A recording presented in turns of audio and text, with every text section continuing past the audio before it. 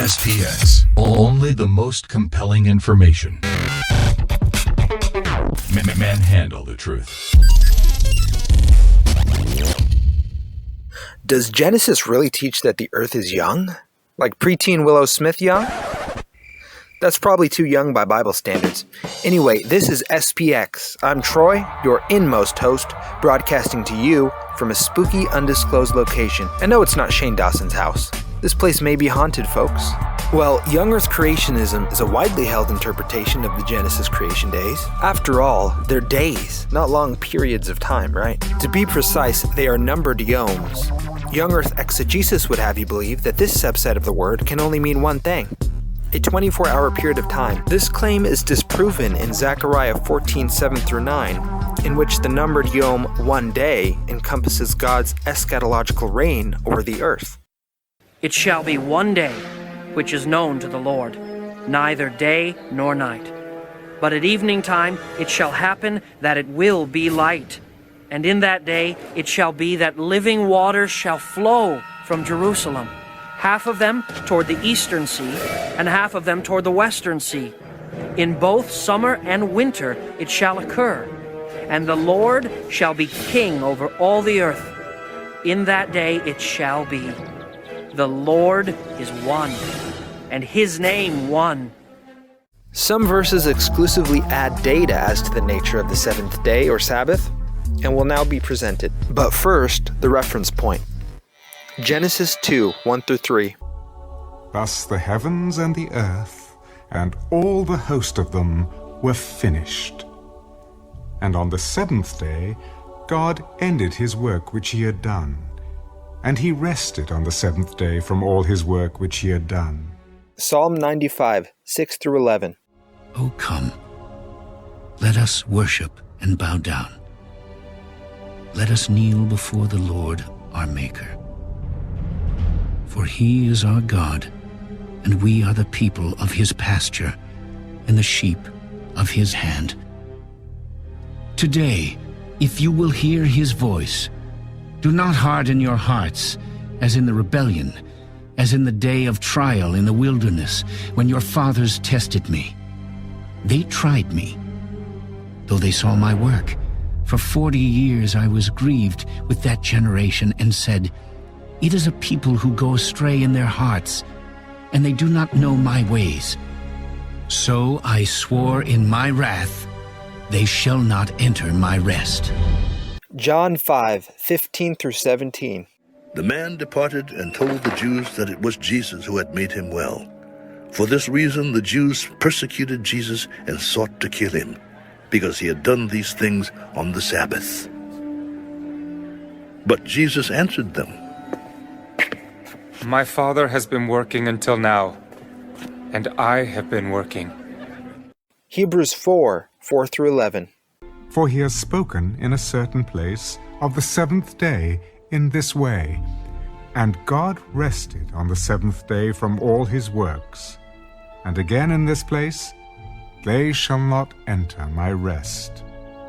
Since therefore it remains that some must enter it, and those to whom it was first preached did not enter because of disobedience, again he designates a certain day, saying in David, Today, after such a long time, as it has been said, Today, if you will hear his voice, do not harden your hearts. For if Joshua had given them rest, then he would not afterward have spoken of another day. There remains therefore a rest for the people of God. For he who has entered his rest has himself also ceased from his works, as God did from his. Let us therefore be diligent to enter that rest, lest anyone fall according to the same example of disobedience.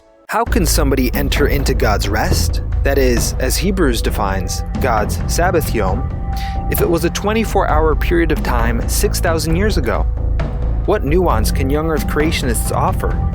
Moreover, does Jesus' John 5 statement not clearly communicate the continuance of God's Sabbath? He gives a reason for not working on the metaphorical human Sabbath, namely that him and his Father have been working until that point, since presumably the beginning of God's Sabbath Yom at the establishment of the Garden of Eden. This means that the seventh-day creation rest has been lasting for many thousands of years. But what of the young earth assertion that Exodus 20 corroborates creation days as being 24 hours? Exodus 20, 9 through 11. 6 days you shall labor, and do all your work. But the seventh day is the Sabbath of the Lord your God. In it you shall do no work, you, nor your son, nor your daughter, nor your male servant, nor your female servant, nor your cattle, nor your stranger who is within your gates. For in 6 days the Lord made the heavens and the earth, the sea, and all that is in them, and rested the seventh day. Therefore the Lord blessed the Sabbath day, and hallowed it. Either the 24-hour human Yom and God's Yom are being equated to one another here in terms of length, or this is a symbolic comparison. Exodus has 2 collections of continuous verses that establish the symbolic relationship between the creation of the earth and the creation of the tabernacle, one for its design and one for its completion. In each of these collections, 7 acts, speeches and acts of obedience respectively, are executed in a clear reference to the 7 days of creation. During the 7th speech of God's tabernacle design orders, the order to observe the Sabbath from Exodus 20 is repeated. In 1 Kings 6 through 8, this pattern is repeated in the construction of a temple, culminating in 7 feast days to symbolize God's Sabbath. In this entire series of Genesis symbolism, not one single comparison between God's creation and man's creation of symbolic buildings amounts to a one-to-one equation. In fact, the fact that the 7th day is continual and that it is related to a 24-hour day establishes a metaphorical relationship, which would extend to the other 6 days in their comparisons to 24-hour periods. Here, God's creation days are metaphorical solar days. Lastly, Genesis' use of evening and morning after each creation day does not dictate a 24-hour interpretation. The terms are used figuratively in Psalms 30, 49, and 90. Some will use the 7th day's lack of evening and morning as an argument for its continuance. In summary, Genesis and clarifying verses do not give an exact age of the earth. However, the creation days are certainly long, undefined periods of time. As is often the case, learning the relevant context of a biblical subject can help elucidate the original intended meaning of the text.